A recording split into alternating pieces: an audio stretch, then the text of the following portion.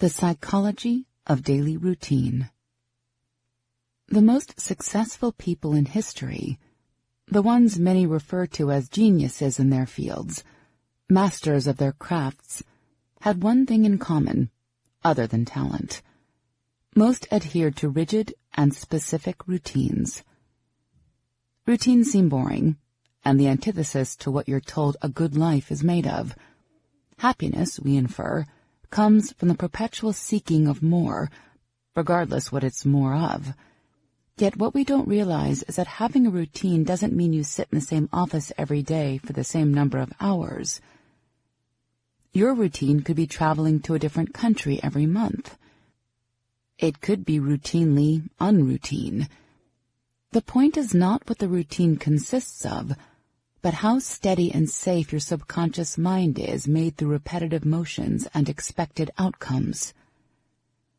Whatever you want your day-to-day life to consist of doesn't matter. The point is that you decide and then stick to it.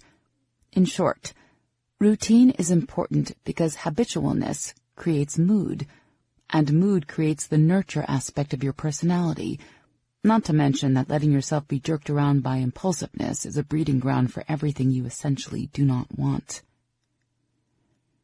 Most things that bring genuine happiness are not just temporary, immediate gratifications, and those things also come with resistance and require sacrifice. Yet there is a way to nullify the feeling of sacrifice when you integrate a task into the norm, or push through resistance with regulation. These and all the other reasons why routine is so important, and happy people tend to follow them more. 1. Your habits create your mood, and your mood is a filter through which you experience your life. It would make sense to assume that moods are created from thoughts or stressors, things that crop up during the day and knock us off kilter. This isn't so. Psychologist Robert Thayer argues that moods are created by our habitualness, how much we sleep, how frequently we move, what we think, how often we think it, and so on. The point is that it's not one thought that throws us into a tizzy. It's the pattern of continually experiencing that thought that compounds its effect and makes it seem valid. 2. You must learn to let your conscious decisions dictate your day, not your fears or impulses. An untamed mind is a minefield. With no regulation, focus, base, or self-control, anything can persuade you into thinking you want something that you don't actually. I want to go out for drinks tonight, not prepare for that presentation tomorrow. Seems valid in the short term, but in the long term is disastrous. Going out for drinks one night probably isn't worth bombing a super important meeting.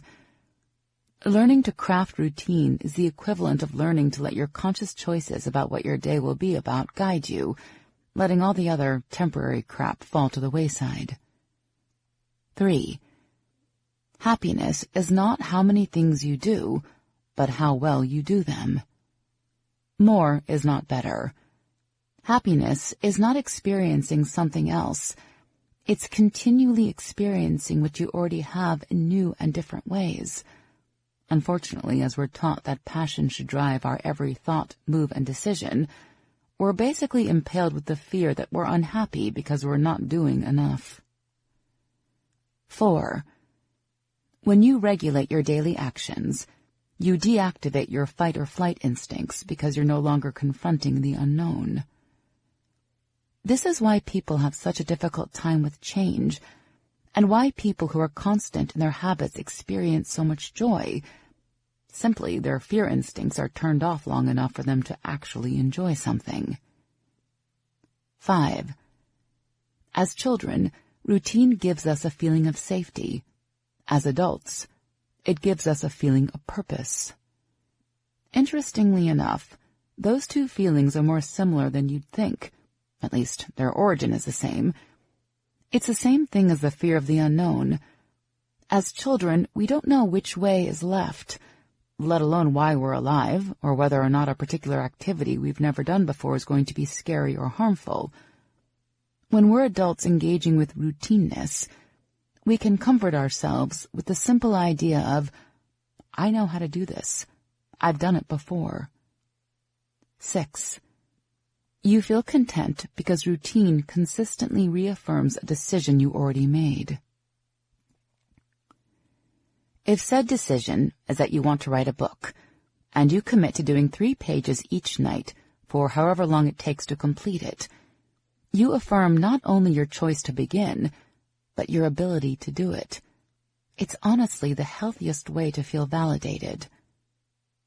7. As your body self-regulates, routine becomes the pathway to flow. Flow, in case you don't know, you probably do, is essentially what happens when we become so completely engaged with what we're doing, all ideas or worries dissolve, and we're just completely present in the task. The more you train your body to respond to different cues, 7 a.m. is when you wake up, 2 p.m. is when you start writing, and so on, you naturally fall into flow with a lot more ease, just out of habit. 8. When we don't settle into routine, we teach ourselves that fear is an indicator that we're doing the wrong thing, rather than just being very invested in the outcome. A lack of routine is just a breeding ground for perpetual procrastination. It gives us gaps and spaces in which our subconscious minds can say, well, you can take a break now, when in fact, you have a deadline. But if you're used to taking a break at that point in time, you'll allow it simply because you always do.